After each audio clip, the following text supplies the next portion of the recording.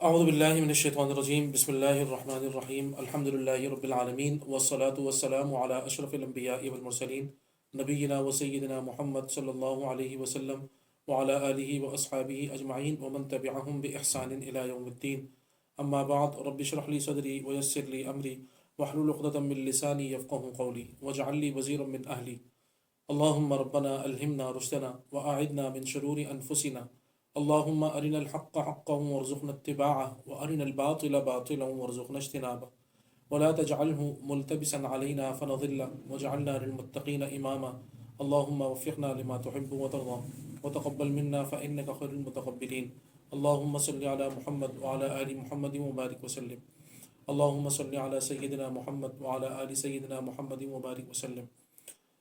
آپ تمام حضرات و خواتین سے گزارش ہے درود شریف پڑھ لیجیے۔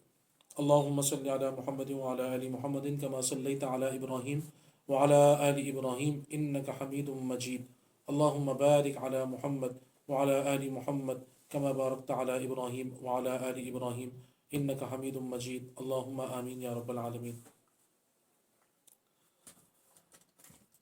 قال الله تبارك وتعالى في القرآن المجيد أعوذ بالله من الشيطان الرجيم يا أيها الذين آمنوا كتب عليكم الصيام كما كتب على الذين من قبلكم لعلكم تتقون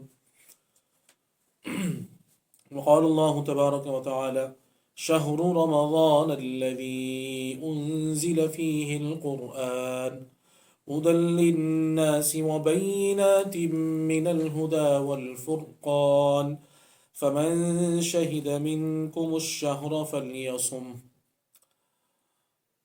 صدق اللہ العظیم۔ اللہ سبحانہ و تعالیٰ کا انتہائی شکر ہے اور فضل اور احسان ہے کہ اللہ سبحانہ و تعالیٰ نے ہمیں ان ساعتوں سے فائدہ اٹھانے کی توفیق عطا فرمائی۔ ہم اللہ تعالیٰ سے دعا کرتے ہیں اللہم بارک لنا فی رجب و شعبان وبلغنا رمضان، اور اب کیونکہ ہم شعبان کے مہینے میں ہیں تو ہم دعا کرتے ہیں اللہم بارک لنا فی شعبان وبلغنا رمضان۔ اور ایک اور دعا جو حضرت عبادہ بن صامت رضی اللہ تعالی عنہ سے، کان رسول اللہ صلی اللہ علیہ وسلم یعلمنا ہؤلاء الکلمات اذا جاء رمضان، جب رمضان آتا تھا تو رسول اللہ صلی اللہ علیہ وسلم ہمیں یہ کلمات سکھایا کرتے تھے اللہم سلمنی لرمضان وسلم رمضان لی وسلمہ لی متقبلا آمین یا رب العالمین۔ میں نے آپ کے سامنے چند آیتیں تلاوت کی ہیں سورۃ البقرہ کی، بہت مشہور آیتیں ہیں روزے کے حوالے سے۔ سورۃ البقرہ کا جو رکوع ہے وہ ایک پورا کامل رکوع ہے جو روزے کے بارے میں نازل ہوا ہے، اور اس کے علاوہ آپ کو قرآن مجید میں سورۃ البقرہ کے حوالے سے اور کہیں بھی نہیں ملے گا۔ یہ سورۃ البقرہ کا ایک ہی رکوع ہے مکمل جو کہ کمپلیٹ روزے کے بارے میں اور اس کے سارے احکامات اس کے اندر موجود ہیں۔ تو سب سے پہلے ہم ایک کام کریں گے کہ ہم اپنے درس کو، ایک تو میں آپ کو بتاؤں کہ یہ جو استقبال رمضان کا پروگرام ہے آج، اور انشاءاللہ اس کا جو دوسرا پروگرام ہوگا وہ ہم انشاءاللہ اگلے ہفتے کریں گے۔ تو یہ جو استقبال رمضان ہے اس کو ہم نے دو حصوں میں تقسیم کیا ہے، ڈیوائیڈ کیا ہے۔ سب سے پہلے تو ہم رمضان المبارک کی اہمیت کو سمجھیں گے، اور رمضان المبارک کیا ہے، اس کے کیا اہمیت ہے، اسلاف رمضان المبارک کو کیسے دیکھتے تھے، رسول اللہ صلی اللہ علیہ وسلم اور صحابہ اکرام رضوان اللہ تعالی علیہم اجمعین کے کیا معمولات تھے اور کس کا ان کا معاملہ تھا، وہ رمضان المبارک کی تیاری کس طرح کرتے تھے، اور آپ صلی اللہ علیہ وسلم اپنے صحابہ کو رمضان کے لیے کیسے تیار کرتے تھے۔ پہلے ہم اس کو سمجھیں گے انشاءاللہ، اور اس کے حوالے سے ہم احادیث بھی پڑھیں گے اور ہم روزے کا مقصد پڑھیں گے، اور دوسرے حصے میں انشاءاللہ ہم زیادہ تر یہ کریں گے کہ اللہ والوں نے رمضان المبارک کیسے گزارا، اور صحابہ اکرام ہوں، تابعین ہوں، تبع تابعین ہوں، تو ان کا رمضان کیسے گزرتا تھا، اور پھر ہم اس کا ایک کمپیریزن کریں گے، ایک موازنہ کریں گے آج کے زمانے سے، اپنے معمولات سے۔ تو انشاءاللہ اللہ تعالیٰ سے دعا یہی ہے کہ ان ساری باتوں کا مقصد جو ہوتا ہے وہ یہی ہوتا ہے کہ کسی بھی طریقے سے رمضان المبارک کا ایک لمحہ بھی ہم سے ضائع نہ ہو، ٹھیک ہے نا؟ تو انشاءاللہ ہم اللہ کا نام لے کے سب سے پہلے تو شروع کرتے ہیں کہ رمضان المبارک کی اہمیت کا معاملہ، اور اس کے لیے جو ذہنی تیاری، اور رسول اللہ صلی اللہ علیہ وسلم اپنے صحابہ کرام کی فرماتے تھے، تو ہم اس سے چند باتیں پہلے سمجھتے ہیں۔ اچھا، اس کے اندر ایک اور چیز بھی ہے کہ جیسے ہی رمضان کا مہینہ داخل ہو، یا کوئی بھی اسلام کا مہینہ، اسلامی مہینہ داخل ہوتا ہے، تو اللہ کے رسول صلی اللہ علیہ وسلم جو ایک دعا پڑھتے تھے، تو ہر مسلمان کو وہ دعا بھی یاد ہونی چاہیے۔ وہ کیا ہے؟ اللہم اہلہ علینا بالامن والایمان۔ اس میں کچھ نہ کچھ ہلکا پھلکا سا ایک الفاظ کا، روایتوں کا اختلاف ہو سکتا ہے، تو ایک اگر آپ ایک بھی یاد کر لیں جو کہ مشہور ہے اور آپ کو مل جائے گی، آپ آرام سے ڈاؤن لوڈ بھی کر سکتے ہیں، اس کو اویلیبل بھی ہوتی ہے، تو گوگل سے بھی ڈاؤن لوڈ کر سکتے ہیں آپ۔ تو یہ جو میں دعا آپ کے سامنے پڑھ رہا ہوں، تو یہ بہت مشہور ہے، اکثر لوگوں کو یاد ہوتی ہے، اس کو پڑھنا چاہیے۔ اللہم اہلہ علینا بالامن والایمان۔ اے اللہ تعالیٰ، آپ طلوع فرمائیے ہمارے اوپر یہ چاند، بالامن والایمان، امن اور ایمان کے ساتھ، والسلامتی والاسلام، سلامتی اور اسلام کے ساتھ، ربی و ربک اللہ، اے چاند میرا اور تیرا پروردگار اللہ سبحانہ و تعالی ہے۔ تو جب بھی کوئی نیا مہینہ داخل ہو، تو اسی طریقے سے جب رمضان المبارک کا مہینہ داخل ہوگا تو بھی آپ یہ دعا پڑھیے گا، اللہم اہلہ علینا بالامن والایمان والسلامتی والاسلام۔ اور یہ بھی آتا ہے والتوفیق لما تحب وترضى، بعض جگہ پہ آیا کہ توفیق، اور ان باتوں کی توفیق دیجیے گا، لما تحب وترضى، کہ جو آپ کو پسند ہیں اور جس سے آپ جن باتوں سے راضی ہوتے ہیں۔ اور پھر ہم چاند کو مخاطب کر کے کہیں کہ ربی و ربک اللہ، کہ اے چاند میرا رب اور تیرا رب اللہ تعالیٰ ہے۔ ٹھیک ہے نا؟ تو ایک تو یہ معاملہ ہو گیا کہ کوئی بھی اگر مہینہ داخل ہوگا تو اس میں ہم یہ پڑھیں گے۔ اچھا، اس کے بعد پھر میں آپ کو چند احادیث سنانا چاہوں گا، بہت اہم ہے رمضان المبارک کے حوالے سے، خاص طور پر کہ عن انس قال، حضرت انس رضی اللہ تعالیٰ عنہ فرماتے ہیں، کان النبی صلی اللہ علیہ وسلم اذا دخل رجب، جب رجب داخل ہوتا تھا تو آپ صلی اللہ علیہ وسلم فرماتے تھے اللہم بارک لنا فی رجب و شعبان و بلغنا رمضان۔ مطلب یہ آپ سوچئے کہ ابھی رمضان المبارک کو 2 مہینے باقی ہیں، رسول اللہ صلی اللہ علیہ وسلم ذہنی تیاری شروع کر دیتے تھے۔ اور آپ لوگوں نے قرآن مجید کی آیت پڑھی ہے نا، سورۃ الاحزاب کی بڑی مشہور آیت ہے، لقد کان لکم فی رسول اللہ اسوۃ حسنہ۔ محمد الرسول اللہ صلی اللہ علیہ وسلم کی حیات مبارکہ میں، زندگی میں، ان کی پوری سیرت میں تمہارے لیے بہترین اسوہ ہے، فالو کرنے کے لیے۔ اسوہ مطلب رول ماڈلنگ ہے، اس کو دیکھو اور اپنی زندگی ویسی بناؤ۔ اچھا، یہ اسوۃ حسنہ پہ نا بہت سارے لوگ آ کر مطلب یہاں پہ رک جاتے ہیں، آگے اس کی شرط بھی ایک بیان کی گئی ہے کہ ایسا کرے گا کون، وہ زیادہ اہم بات ہے۔ آپ نے سنا ہوگا اسوۃ حسنہ، لیکن یہ آیت مکمل نہیں ہوئی ہے ابھی۔ یہ آیت آگے بتا رہی ہے کہ اس طرح کرے گا کون، اللہ کے رسول صلی اللہ علیہ وسلم کی زندگی کس کے لیے سب سے زبردست رول ماڈل ہوگی۔ تو وہ آگے آیت کمپلیٹ کس طرح ہوتی ہے، لمن کان یرجو اللہ والیوم الآخر وذکر اللہ کثیرا۔ اس میں پتہ یہ لگا کہ کون سا شخص ہے کہ جس کے لیے رسول اللہ صلی اللہ علیہ وسلم کی حیات مبارکہ اسوہ حسنہ ہوگی، اسوہ حسنہ، رول ماڈل، جس کو امید ہے، لمن کانا، یہ وہ شخص ہے کہ جس کو امید ہے، یرجو اللہ والیوم الآخر، کہ جو کہ اللہ اور آخرت کا امیدوار ہے، اور وذکر اللہ کثیرا، جو اللہ کو کثرت سے یاد کرتا ہے۔ یعنی کہ یہ 2 چیزیں انسان میں ہونی چاہیے۔ نمبر 1، اللہ تعالیٰ کو وہ کثرت سے یاد کرنے والا ہے، وہ روز و شب جو گزارتا ہے، وہ صبح اس کے جو تمام دن ہوتے ہیں، تو وہ کوئی بھی دن گزارتا ہے تو ایسا نہیں ہوتا کہ وہ اللہ کی یاد سے غافل ہوتا ہے، بلکہ اللہ سبحانہ و تعالیٰ کی یاد بہانے بہانے سے اس کے سامنے آتی ہے، کوئی نہ کوئی چیز اس کے سامنے آتی ہے اور اس کو اللہ کی یاد دلاتی ہے۔ تو اللہ تعالیٰ کا ذکر کثرت سے کرنے میں ایک یہ بات بھی شامل ہے کہ آپ جہاں کہیں بھی ہیں، آپ آفس میں ہیں اپنے، آپ اپنے کسی کام میں لگے ہیں، آپ مارکیٹ میں جا رہے ہیں، آپ اپنے دوستوں کے ساتھ جا رہے ہیں، اور جہاں جہاں کوئی ایسی چیز آ رہی ہے کہ جو کہ آپ کو اللہ کی یاد دلا رہی ہے۔ ہو سکتا ہے کہ کوئی اذان کا معاملہ آ جائے، آپ نے اذان کی آواز سنی تو اللہ کی یاد آ گئی، ہو سکتا ہے کہ کہیں قرآن کی تلاوت چل رہی ہو تو بھی اللہ یاد آئے گا. اسی طریقے سے خدا نہ خواستہ کہیں کوئی فتنے کے معاملات ہو تو وہاں بھی انسان کو اللہ یاد آئے گا، کیونکہ ایک تو اللہ تعالیٰ کو یاد کرنا ہوگا، اور دوسرا کیا کرنا ہوگا، اللہ سبحانہ و تعالیٰ سے حفاظت بھی تو چاہیے ہوگی نا.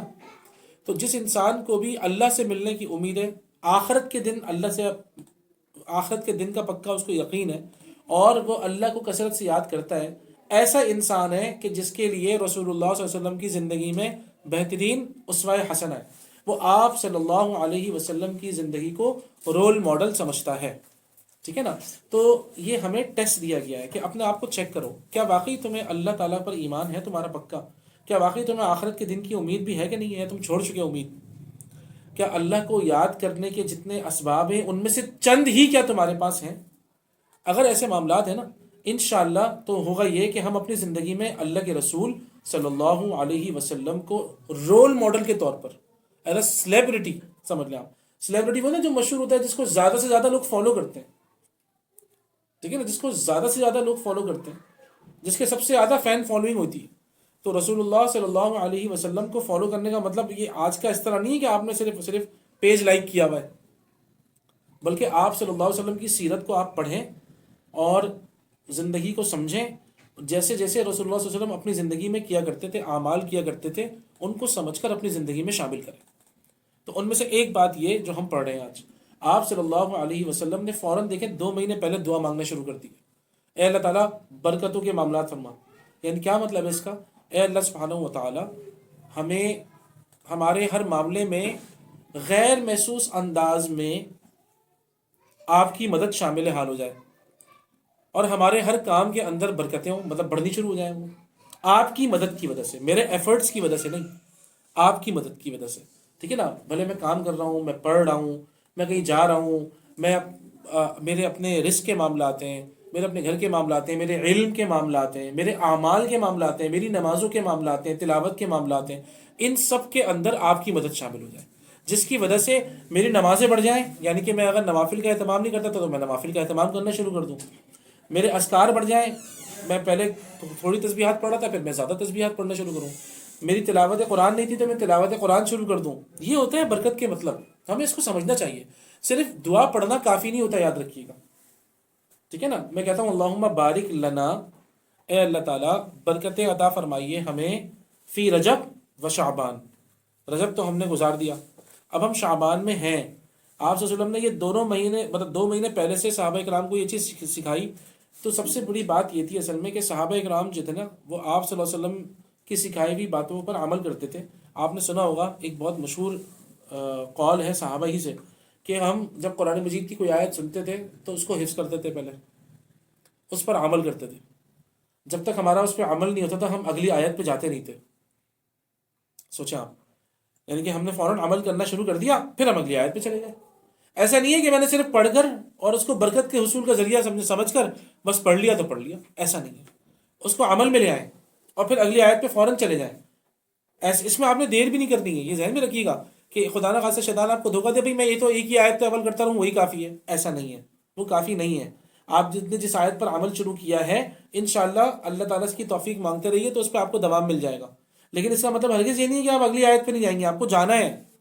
اگر آپ نہیں گئے نا تو آپ پھر پیچھے آئیں گے. وہ جو آیت تھی اس کے اوپر بھی عمل ختم ہو جاتا ہے. کیوں؟ کیونکہ انسان اگر ترقی نہیں کرتا تو ترقی کا اپوزٹ کیا ہوتا ہے؟ تنزلی. تو انسان پھر نیچے آتا ہے. اگر ہم اپنی عبادات میں یا ہم کوئی بھی نیک کام کرنے میں اگر ہم نے ایک کام کیا ہے، لیٹس سے کہ قرآن مجید کی ایک آیت کے اوپر عمل کرنا شروع کیا ہے، اگر ہم اگلی آیت پہ نہیں گئے تو جس آیت پر ہم عمل کر رہے تھے نا وہ بھی ہم سے چلی جائے گی. یہ ذہن میں رکھیں. تو بہت سارے لوگوں کو شیطان یہ دھوکہ دیتا ہے کہ بھئی ہم تو ایک آیت کر لیں بہت بڑی بات ہے. ایسا نہیں ہے، ایسا نہیں ہے. اللہ تعالیٰ ہی نے جب قرآن مجید نازل کیا ہے تو اللہ تعالیٰ نے ہی اس پر عمل کرنے کے لیے سارے اسباب ہمیں مہیا کیے ہیں اور اپنی خاص مدد کا وعدہ فرمایا ہے ان لوگوں سے جو کہ اس پر عمل کی نیت کریں. بہرحال تو میں آپ کو بتا رہا تھا کہ اب جب آپ نے پڑھا اس کو اللہم بارک لنا فی رجب و شعبان، اللہ تعالیٰ آپ ہمارے تمام معاملات میں برکت عطا فرمائے. برکت کی ڈیفینیشن خود حضرت عبداللہ بن عباس رضی اللہ تعالی عنہ نے فرمائی. کیا؟ کہ کسی بھی چیز میں غیر محسوس انداز میں اللہ تعالیٰ کی مدد شامل ہو جائے جس کی وجہ سے وہ چیز بڑھنی شروع ہو جائے. ٹھیک ہے نا. تو مثال کے طور پر اگر میں نمازیں پڑھتا ہوں، اللہ تعالیٰ نے میری نمازوں میں برکت ڈال دی، تو اس کا مطلب کیا ہے؟ اللہ تعالیٰ کی مدد شامل حال ہو گئی. تو اب کیا تھا کہ اگر میں پہلے نوافل نہیں پڑھ رہا تھا، میں نے نوافل پڑھنا شروع کر دی اور مجھے اس میں اچھا لگنے لگا. میں پہلے تلاوت قرآن نہیں کر رہا تھا، اب میں نے تلاوت قرآن شروع کر دی. یہ اللہ کی مدد تھی، خاص مدد تھی. ٹھیک ہے نا. اسی طریقے سے میں نے اور بھی تسبیحات شروع کی، پہلے میں نہیں کر رہا تھا، اب میں نے شروع کر دی. تو مطلب کیا ہے؟ اللہ تعالیٰ نے، اور دیکھیں حالانکہ ٹائم وہی ہے 24 گھنٹے کا. تو یہ سب چیزیں میری زندگی میں بھی آ گئیں اور میرے معاملات بھی ویسے ہی چل رہے ہیں. میرا آفس جانا بھی چل رہا ہے، یا میرے اور گھر کے کام کاج بھی چل رہے ہیں، اور جو اللہ نے مجھے ذمہ داریاں دی ہوئی ہیں بچوں کے حوالے سے، میری بیوی کے حوالے سے، میرے ماں باپ کے حوالے سے، وہ ساری ذمہ داریاں بھی چل رہی ہیں. قرآن مجید کی تلاوت بھی شروع ہو گئی، اور اذکار بھی شروع ہو گئے، نوافل بھی شروع ہو گئی. یہ کیا چیز تھی؟ یہ برکت ہو گئی، یہ اللہ کی مدد آ گئی. اور یہ وہ اللہ کی مدد ہے جو کہ محسوس نہیں ہوتی، غیر محسوس انداز میں. ٹھیک ہے نا. آپ اندازہ کریے، یہ دعا مانگی اللہ تعالیٰ، اللہ کے رسول صلی اللہ علیہ وسلم نے 2 مہینے پہلے سے سکھا دی. کیوں؟ جب انسان، اچھا ایک اور چیز میں آپ کو اس میں بتاؤں، 2 مہینے میں دن کتنے ہوتے ہیں؟ 60 ڈیز ہوتے ہیں نا، 60 دن ہوتے ہیں. آپ کو پتہ ہے آج کے زمانے کی جو نئی ریسرچ ہے کہ انسان کو اپنی کوئی بھی عادت اختیار کرنے میں یا چھوڑنے کے لیے 40 دن کا ٹائم چاہیے. ٹھیک ہے نا. کہ you need 40 days to develop a habit اور to leave a habit. You need 40 days. آپ سوچئے رمضان المبارک سے پہلے ہی رسول اللہ صلی اللہ علیہ وسلم نے صحابہ کرام کو ٹرین کر دیا کہ دیکھو ابھی سے تیاری شروع کر دو، نیک اعمال کے ہیبٹس ڈیولپ کر لو، اور برے اعمال اگر کچھ ہیں تو ان کو چھوڑنے کی عادت ڈالنا شروع کر دو. تو رمضان سے پہلے پہلے تم مکمل تیار ہو جاؤ گے، تمہارے اچھے ہیبٹس ڈیولپ ہو چکے ہوں گے. ٹھیک ہے نا.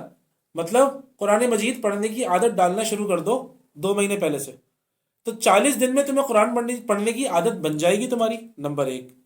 رمضان المبارک آ کے، وہ کہتے ہیں نا نور علی نور، رمضان المبارک آ کے تمہاری عادت کو تمہاری پوری زندگی کے لیے پختہ کر دے گا. اسی طریقے سے اگر نمازوں میں غفلت تھی تو 5 وقت کی نماز کا تہیہ کر لو جماعت کے ساتھ، اور تمہارے پاس 2 مہینے ہیں. اپنی انت تک محنت کرو، کوشش کرو. رمضان آنے سے پہلے پہلے تم پکے 5 وقت کے جماعت کے ساتھ نمازی بن چکے ہوں گے. اور جب رمضان المبارک آئے گا تو اللہ تعالیٰ کی خاص مدد کے ساتھ تمہاری نماز کی ایسی پختہ عادت بنے گی انشاءاللہ کہ زندگی میں کبھی نماز نہیں چھوٹے گی.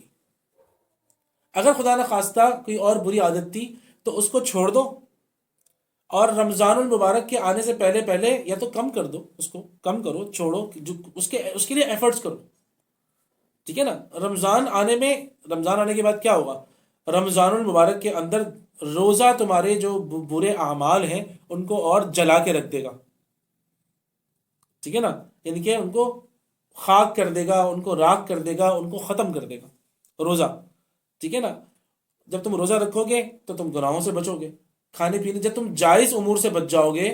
روزہ رکھنا کیا ہے؟ انسان جائز امور کو بھی اپنے لیے حلال نہیں سمجھتا، حلال نہیں کرتا.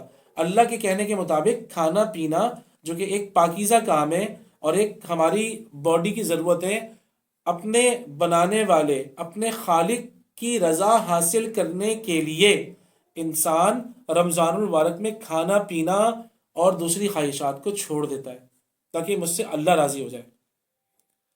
ٹھیک ہے نا. تو جب انسان جائز امور کو رمضان المبارک میں اللہ کے خاطر چھوڑ سکتا ہے تو جو ناجائز امور ہیں ان کے لیے بھی اپنے دل کے اندر شدید ترین نفرت ڈیولپ کر سکتا ہے، جو کہ مطلوب ہے کہ بھئی بری عادات اور بری خصلتوں سے انسان کو نجات مل جائے، اچھے عادات ہمارے اندر پختہ ہو جائیں. دیکھیں ایک ہوتا ہے اچھا کام کرنا، ایک اور مغالطہ آج کے دور کے اندر ہے ہمارے لوگوں میں. وہ کیا؟ میں نے ایک مرتبہ اچھا کام کیا لیکن میں نے اس کو پختہ نہیں کیا تو وہ اچھا کام پھر ختم ہو جاتا ہے. یہ ہمیں اس کے اوپر کام کرنا ہے. تو آپ سوچئے اس دعا کی جو اہمیت ہے. 2 مہینے پہلے آپ صلی اللہ علیہ وسلم اپنے صحابہ کی ٹریننگ فرما رہے ہیں، اور ہمارے لیے کیا میسج ہے؟ اپنی ذات کی ٹریننگ شروع کرو اور اپنے گھر والوں کی ٹریننگ شروع کرو. سب سے پہلے اپنی ذات کی ٹریننگ شروع کرو. دیکھو، ایویلیویٹ کرو دیکھو میرے اندر کون کون سی مطلب بری عادتیں ہیں، اب وہ نہیں ہوں گی، ٹھیک ہے نا. اپنے آپ سے سیلف کمٹمنٹ کہتے ہیں نا اس کو، سیلف کمٹمنٹ ہے یہ. اور دوسری چیز، میرے اندر کون سی نیکیاں ہیں آلریڈی جو کہ میں پابندی سے کرتا ہوں، کون سے میرے ایسے اعمال ہیں جو میں فریکوینٹلی کرتا ہوں لیکن اس میں پابندی نہیں ہے، کون سے میرے اعمال ہیں جو میں ہفتے میں ایک دن کر لیتا ہوں، کون سے میرے اعمال ایسے ہیں کہ جو میں کبھی مہینے میں سال میں ایک مرتبہ کرتا ہوں. ان سارے نیک اعمال کو کیلکولیٹ کریے رجب اور شعبان کے اندر. ان اعمال کو پکا کرنا بہت ضروری ہے. آپ سمجھ لیں ابھی بھی رمضان کے اندر 8-10 دن باقی ہے نا، شعبان کے مہینے میں ہم ہیں الحمدللہ، شعبان کا بھی اب تو آخر چل رہا ہے. تو اسی لیے اب کیا کریں، ابھی سے تہیہ کر لیں نیک اعمال. کم سے کم ہم یہ تو کر سکتے ہیں اس سال کے لیے کہ ابھی ہم بیٹھ کر اپنے سارے نیک اعمالوں کو چیک کریں کہ میرے اندر کون کون سے ایسے نیک اعمال ہیں جو میں پورے سال کرتا ہوں آرام سے، کون سے ایسے میرے نیک اعمال ہیں کہ جو کہ میں ہفتے میں ایک مرتبہ کرتا ہوں یا مہینے میں سال میں. ان سب کو ایک جگہ کریں اور اب پختہ کر لیں کہ ان نیک اعمال کو مجھے اپنی زندگی کا حصہ بنانا ہے. بہرحال دیر آئے درست آئے، سمجھ رہے ہیں آپ لوگ، دیر آئے درست آئے. ابھی بھی ہم یہ کام کر سکتے ہیں، لیکن اصل میں آپ کو اس دعا کی حکمت بتا رہا ہوں. اس دعا کی حکمت یہی ہے کہ آج کی دنیا تو اب جا کے پروف کر رہی ہے نا کہ بھئی آپ کو ایک عادت ڈالنے کے لیے 40 دن درکار ہیں، یا ایک عادت چھوڑنے کے لیے بھی 40 دن ہی چاہیے آپ کو. اور اللہ سبحانہ و تعالیٰ تو دیکھیے اپنے سارے نبیوں کو اللہ تعالیٰ نے چلے لگوائے ہیں، ٹھیک ہے نا. حضرت موسیٰ علیہ السلام 40 دن کے لیے گئے تھے. وَإِذْ قَالَ وَوَاعَدْنَا مُوسَىٰ 30 لَيْلَةً اور 40 یوماً. یہ جو 40 ہے، آپ دیکھیے اسی طرح کی ترتیب ہمارے یہاں بہت ساری دینی جماعتوں کے اندر بھی ہے. وہ کہتے ہیں کہ 40 دن آپ ہمارے پاس گزاریں. اس کا مین مقصد کیا ہوتا ہے کہ آپ کے اندر نیک اعمال کرنے، نیک اعمال پختہ ہو جائیں اور آپ برے اعمال چھوڑ دیں. جو انسان 40 دن کے لیے برے اعمال چھوڑ سکتا ہے اس کو خود اپنے اندر کانفیڈنس آ جاتا ہے، سیلف کانفیڈنس ڈیولپ ہوتا ہے. کیونکہ شیطان کی طرف سے ایک مایوسی والا حملہ یہ ہوتا ہے کہ یو کی ناٹ ڈو دس، بھائی ہم برے اعمال نہیں چھوڑ سکتے.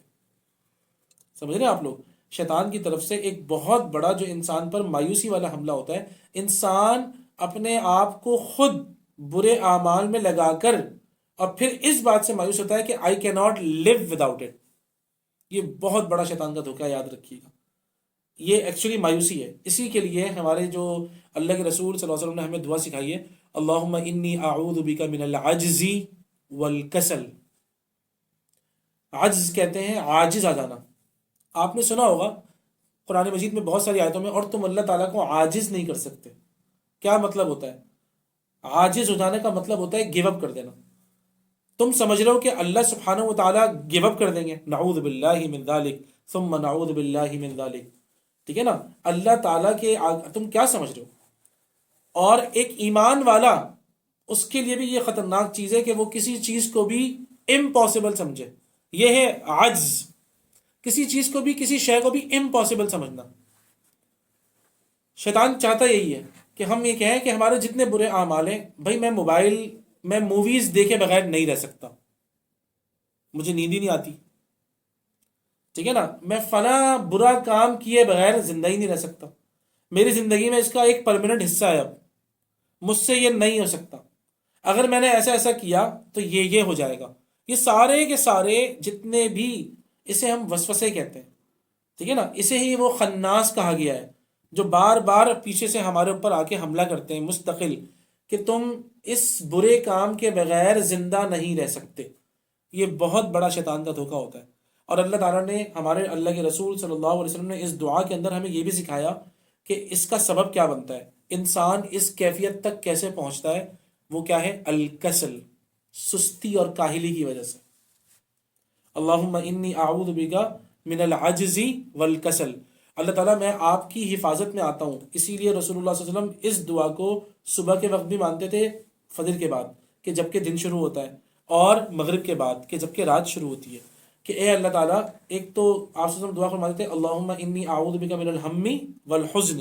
اے اللہ تعالیٰ میں آپ کی حفاظت میں آتا ہوں، آپ سے سیکیورٹی مانگ رہا ہوں. کس چیز سے؟ ہم سے. ہم کا مطلب ہوتا ہے مستقبل میں آنے والے جتنے ہمارے پاس فکریں ہیں، ٹینشنز. اس وقت انسانوں کی عظیم اکثریت، مسلمانوں کی عظیم اکثریت یا تو اپنے مستقبل کے بارے میں مسائل ہیں یا ماضی میں جو گزرا ہے اس کے اوپر. پہلے جو ہوا ان باتوں کو یاد کرنا، ان پر رونا، ان پر آنسو بہانا یا ان پر اپنے آپ کو لعنت ملامت کرنا. اور دوسرا ہم آنے والے مستقبل میں کیا ہوگا، کیسے ہوگا، کہاں سے ہوگا، کیوں ہوگا، ہم کیا کریں گے، بچوں کا کیا بنے گا، ہمارا کیا بنے گا، کہاں سے کھائیں گے، کہاں سے کمائیں گے، یہ سارے ہم ہیں. اللہ کے رسول صلی اللہ علیہ وسلم نے ہمیں آزاد کر دیا. سوچیں آپ، انی اعوذ بک من الہم والحزن، اللہ تعالیٰ میں آپ سے ہم مستقبل میں آنے والی جتنی فکریں ان سے بھی مجھے بچا لیجیے آپ، اور حزن جو پچھلے گزر چکا، جو میرا ماضی بن چکا، آپ مجھے اس کی پریشانیوں سے بھی، اس کی ٹینشنوں سے بھی بچا لیجیے. اور والعجز واعوذ بک من العجز والکسل، اللہ تعالیٰ آپ مجھے بچا لیجیے اس بات سے کہ میں اپنے ذات کے لیے گیو اپ کروں یا دنیا کے کسی بھی کام کے لیے گیو اپ کروں. یہ گیو اپ جو ہے نا، یہ ایمان والے کا ایٹیٹیوڈ ہی نہیں ہے. گیو اپ کرنے کا مطلب کیا ہوتا ہے کہ شیطان اللہ سے بھی بڑا ہے. نعوذ باللہ من ذالک ثم نعوذ باللہ من ذالک. کیوں؟ ایمان والے کا تو پورا بھروسہ ہی اللہ کی ذات پر ہے، جس کے لیے کوئی شے ناممکن نہیں ہے. تو ایمان والے کے لیے بھی کوئی شے ناممکن نہیں ہے. وہ اللہ کے بھروسے پر عاجز نہیں ہو سکتا، گیو اپ نہیں کر سکتا.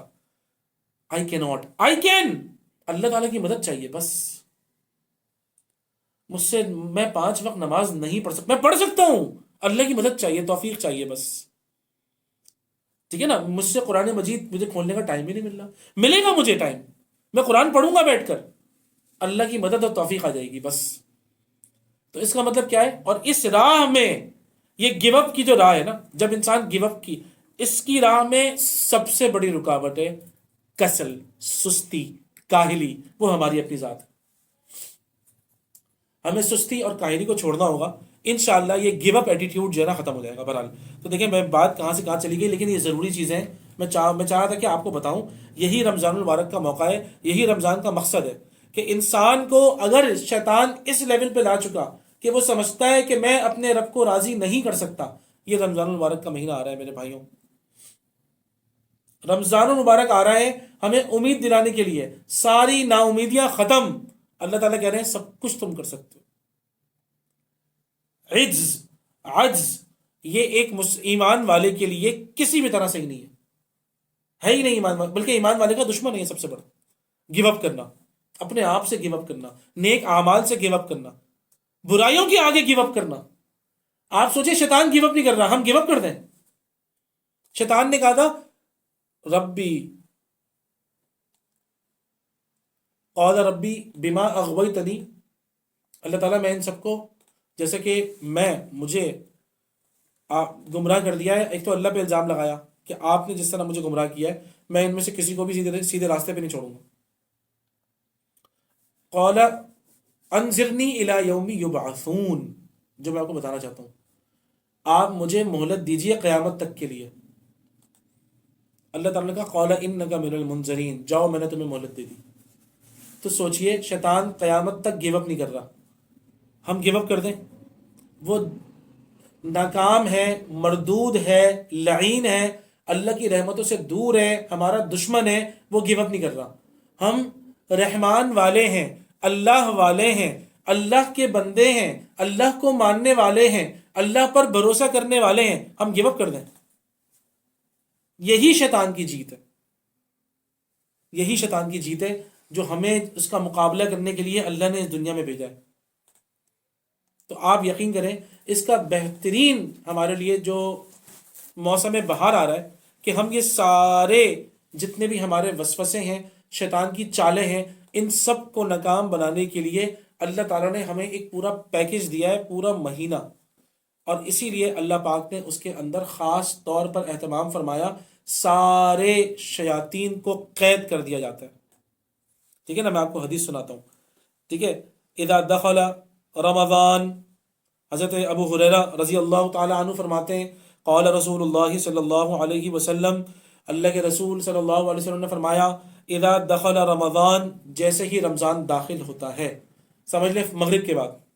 مغرب کے بعد ہمارا تو اسلامی جو دن شروع ہوتا ہے وہ مغرب کے بعد ہوتا ہے نا، تو آپ سمجھیں شعبان کہ آقا آخری دن اور اس کے بعد پھر رمضان کی پہلی رات شروع. جیسے ہی رمضان داخل ہوتا ہے فتحت ابواب الجنہ، تو جنت کے دروازے سارے کھول دیے جاتے ہیں. جنت کے 8 دروازے ہیں، سب کھول دیے جاتے ہیں. وغلقت ابواب جہنم، جہنم کے 7 دروازے ہیں.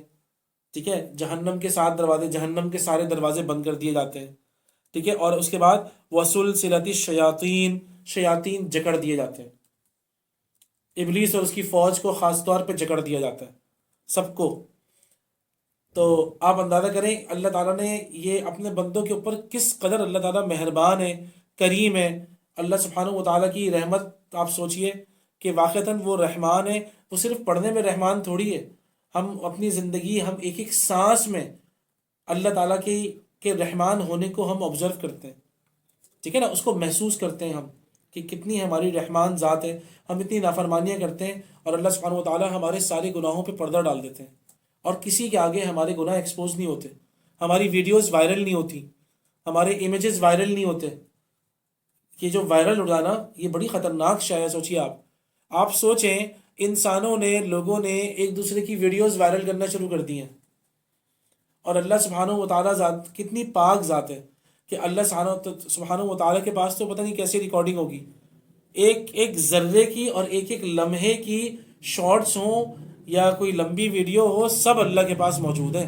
ایک ایک کلمہ جو ہمارے منہ سے نکلتا ہے وہ بھی اللہ تعالیٰ کے پاس موجود ہے، اور اللہ سبحانہ و تعالیٰ نے کبھی اس کو وائرل نہیں ہونے دیا. ہمارے گھر میں بھی وائرل نہیں ہونے دیا، نہ ہمارے محلے میں وائرل ہونے دیا، نہ ہماری سوسائٹی میں وائرل ہونے دیا، نہ ہی اس دنیا میں وائرل ہونے دیا. بلکہ ہمارے ساری غلطیاں، ہماری ساری مسٹیکس، ہمارے سارے اپنے پرائیویٹ معاملات اللہ تعالیٰ ان سب پر پردہ ڈال دیتے ہیں. جیسا کہ رات پردہ ڈال دیتی ہے، ویسے ہی سارے گناہوں پہ اللہ پردہ ڈال دیتے ہیں. اور انسان صرف ایک مرتبہ بھی اگر کہے استغفر اللہ واتوب الیہ، اسی لیے اللہ پاک نے کہا ہے میں سارے گناہ معاف کر دیتا ہوں، سچے دل سے تم توبہ کر لو بس.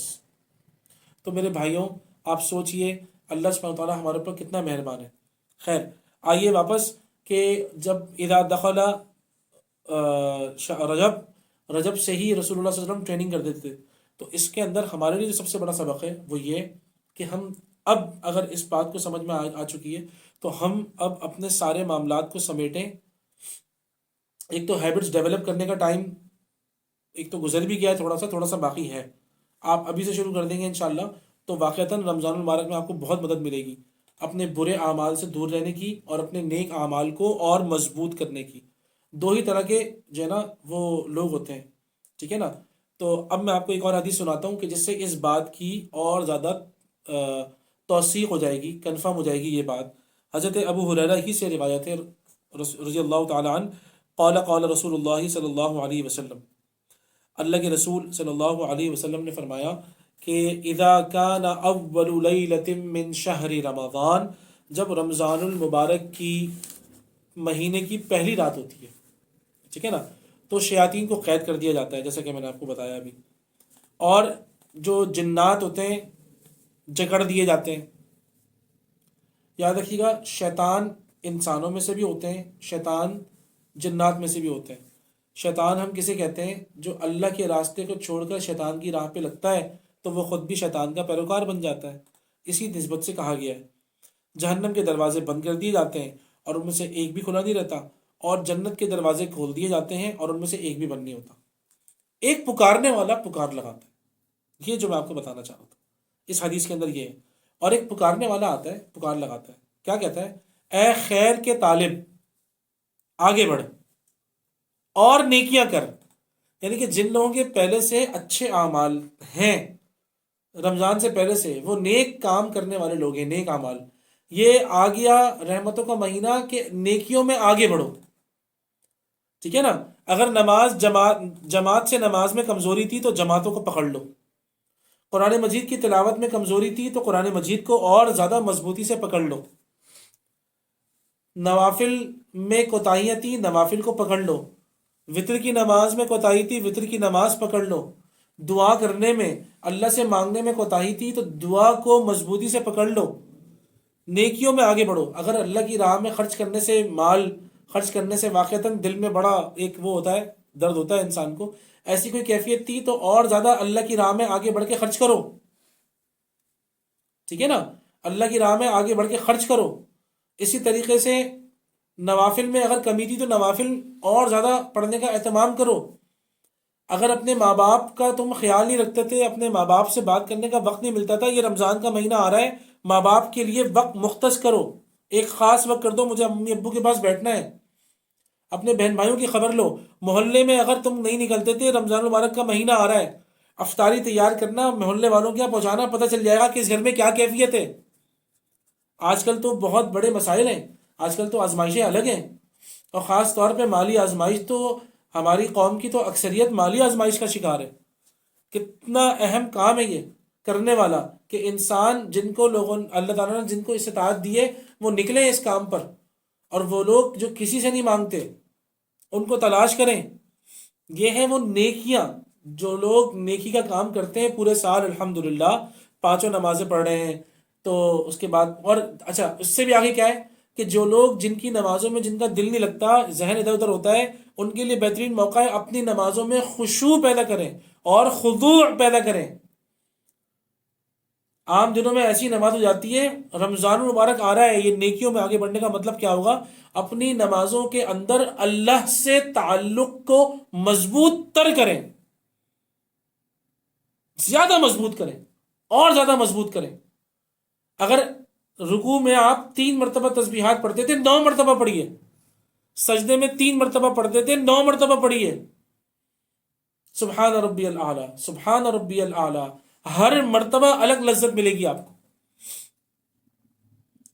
یہ ہے نیکیوں میں آگے بڑھنا۔ تلاش کریں اللہ کے بندوں کو جن کے گھروں میں کھانے کو نہیں ہے، یہ ہے کرنے کا کام، اور یہ سارے دن کے کام ہے، یاد رکھیے گا، ٹھیک ہے نا۔ اپنے آپ کو گناہوں سے بچانا، خدا نہ خواستہ غیبت ہو جاتی تھی، ختم کریں اس کو، گیدرنگ ہوتی تھی، ختم کریں اس کو، ٹھیک ہے نا، پارٹیاں ہو رہی ہیں، دعوتیں ہو رہی ہیں، ختم کریں اس کو بالکل۔ یہ ہے وہ نیک لوگوں کا کرنے کا، ٹھیک ہے نا۔ اب کیا ہے، تو وہ جو آواز لگانے والا ہے اس نے ایک آواز تو کیا لگائی؟ اے خیر کے طالب، اے وہ انسان جس کو شر، برائی برائی لگتی ہے، ہمیں اللہ کا شکر ادا کرنا چاہیے۔ اگر واقعتاً آپ کو اور مجھے برائی کو دیکھ کر برائی خیال آتا ہے، یہ اللہ کی نعمتوں میں سے ایک نعمت ہے، پتہ ہے آپ کو؟ اگر آپ کو لگتا ہے واقعتاً کہ میں آپ کو صرف ایک چھوٹی سی مثال دے رہا ہوں، آج کے زمانے میں اگر آپ کو بے حیائی بری لگتی ہے اور آپ کی نظریں جھک جاتی ہیں اور آپ کے منہ سے نکلتا ہے استغفر اللہ، یہ اللہ کی نعمت ہے آپ کے اوپر۔ کیوں؟ کیونکہ دوسرا گروپ جو ہوگا وہ اسی امیج کو دیکھ کر اس سے لطف اندوز ہوگا، اور اس کو وہ امیج شیطان اور زیادہ اچھا کر کے دکھائے گا، اور وہ اس سے لذت اٹھائے گا۔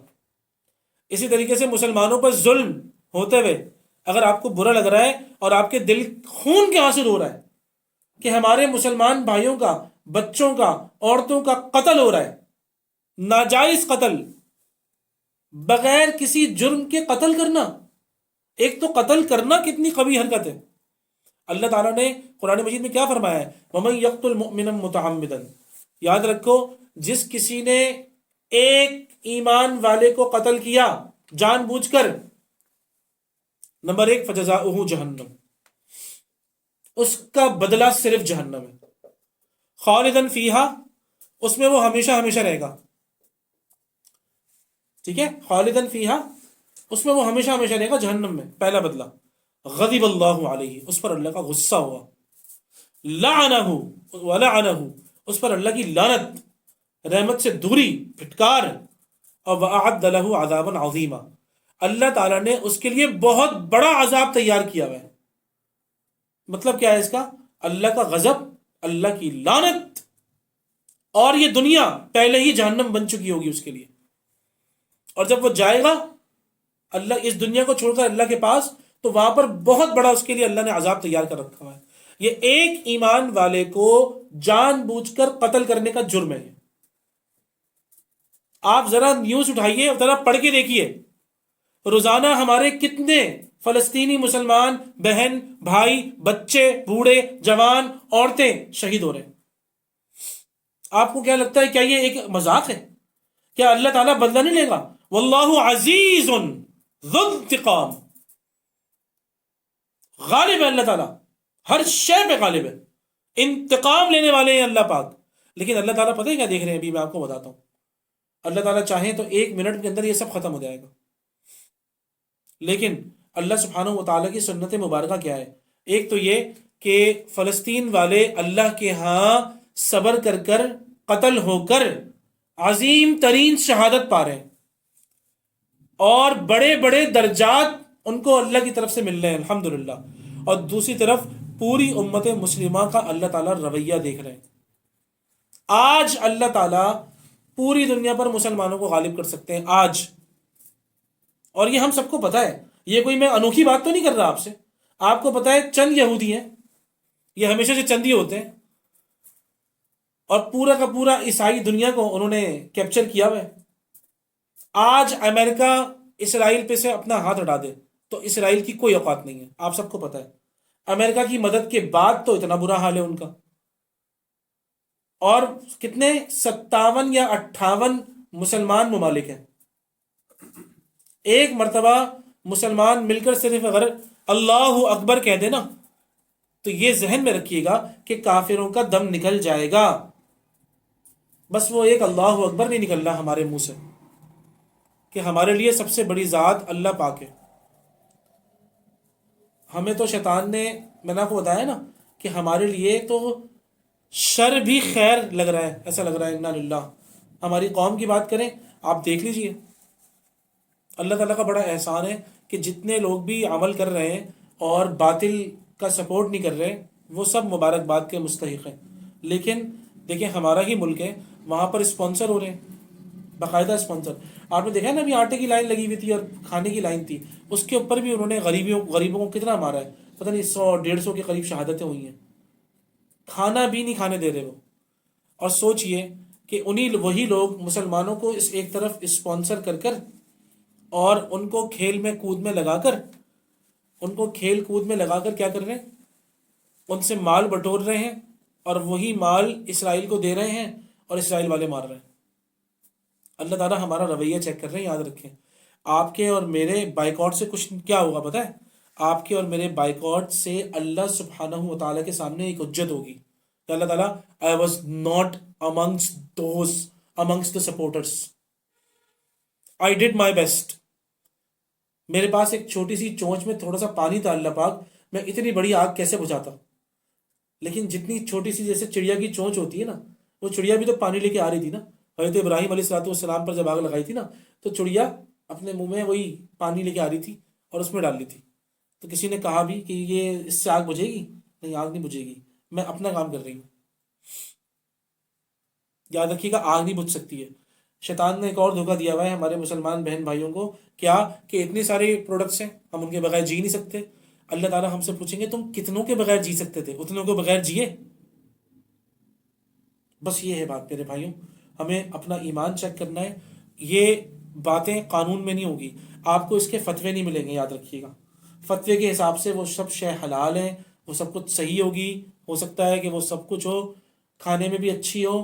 یاد رکھیے، یہ ہے استفتی قلبک۔ اللہ کے رسول صلی اللہ علیہ وسلم نے فرمایا تھا ایک مقام پر، ایک صحابی نے جب پوچھا، آپ صلی اللہ علیہ وسلم نے فرمایا کہ دیکھو، ہر مرتبہ مفتی آ کے تمہیں فتویٰ نہیں دے گا، ہر مرتبہ تم علماء کے پیچھے مت، مطلب اس لیول پہ کہ جو کہ روحانی لیول ہوتا ہے، اس پر تم علماء کو ذمہ دار مت ٹھہرانا، خدا کا واسطہ ہے۔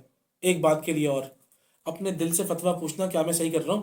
تمہارے دل میں تمہارا سب سے بڑا مفتی بیٹھا ہوا ہے، اس سے پوچھنا کیا میں صحیح کر رہا ہوں؟ کیا میری غیرت گوارہ کرتی ہے ایسا کرنے کے لیے؟